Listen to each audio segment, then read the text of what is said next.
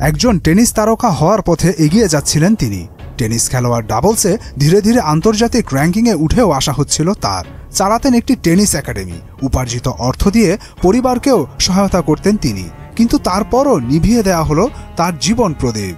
তাও আবার কাজটি করেছেন তারই জন্মদাতা পিতা। বলছি রাধিকা যাদবের কথা। থাকতেন ভারতের হরিয়ানা রাজ্যের গুরগাঁও জেলার সুশান্ত লোকটু এলাকায়। তার বাবা দীপক প্রায় মেয়ের এই টেনিস খেলা নিয়ে প্রতিবেশীদের কটু কথা শুনতেন। নিজ মেয়ের উপার্জিত অর্থ দিয়ে চলতেন এমন কথা হরহামেশাই শুনতে হতো তাকে। শেষমেশ গত বৃহস্পতিবার নিজেই নিজের মেয়ের জীবন কেড়ে নিলেন তিনি।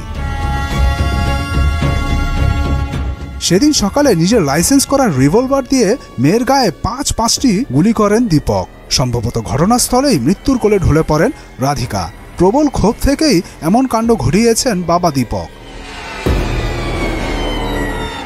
পুলিশের বরাত দিয়ে ভারতীয় গণমাধ্যম জানায়, বেশ কিছুদিন যাবৎ হতাশায় ভুগছিলেন রাধিকার বাবা। প্রায় পাড়া প্রতিবেশীরা তাকে ইঙ্গিত করে বলতো যে কন্যার উপার্জন দিয়েই চলে তোমার সংসার। এ কারণেই মেয়ের টেনিস একাডেমি চালানো ও টেনিস খেলাটাও বন্ধ করতে চেয়েছিলেন তিনি। যদিও পুলিশ জানিয়েছে দীপকের অল্প কিছু ভূসম্পত্তি আছে যেখান থেকে তিনি ভাড়া পেতেন।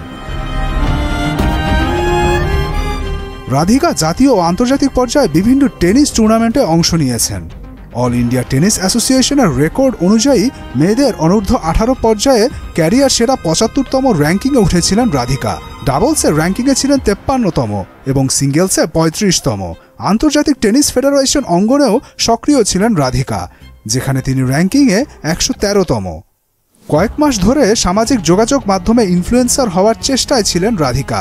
বিশেষ করে ইনস্টাগ্রামে ছিল তার সরব উপস্থিতি। সবকিছুই শেষ হয়ে গেল তার জন্মদাতা বাবার ক্রোধে।